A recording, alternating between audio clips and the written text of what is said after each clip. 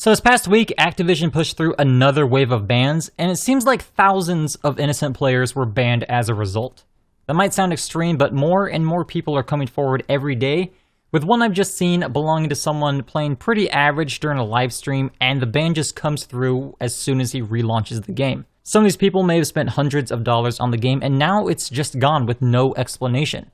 The biggest problem is these players haven't even been given a reason for their ban, and there's no possible way to appeal it or even get in contact with the enforcement team that gave out the bans. Now initially I was skeptical of these people claiming they hadn't cheated whatsoever, but I've joined a Discord that was full of a lot of people trying to find a common element in their ban and posting evidence of their innocence. The same thing was happening on the official Call of Duty forums and even Reddit. One way they can determine if you are cheating is by snooping in on processes or programs running on your computer and see if something is interacting with the game client. That's actually fairly common, and some games have built-in anti-cheat that detects and either blocks or reports these programs.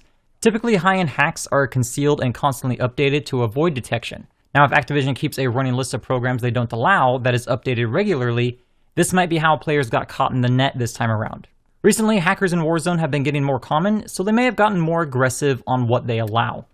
After seeing what these people have to say, the pictures of their stats, they're mostly fairly average players that only have a few things in common, if anything at all. A big common factor was a program called DS4 Windows. Simply put, this is a program that allows you to use a PS4 controller on PC. In Warzone, you don't actually need this program, but some players might be so used to using it that they never knew that.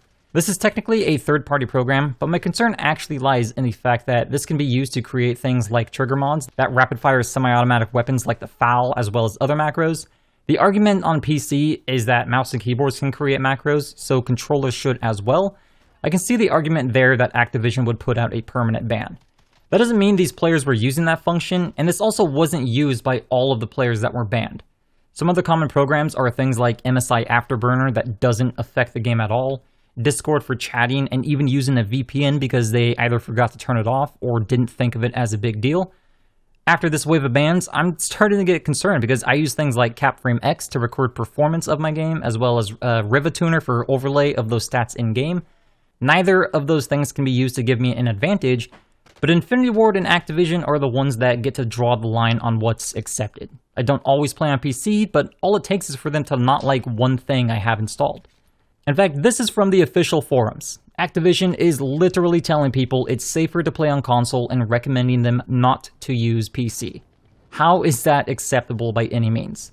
His entire response makes it sound as though playing with other players who have cheated might make you guilty by proxy and therefore worthy of being banned.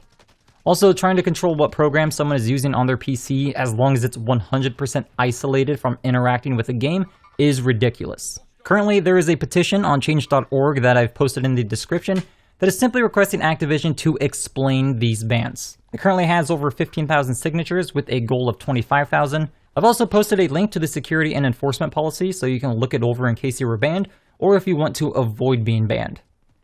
Well, that's going to mark the end of this video. I'll see you next time.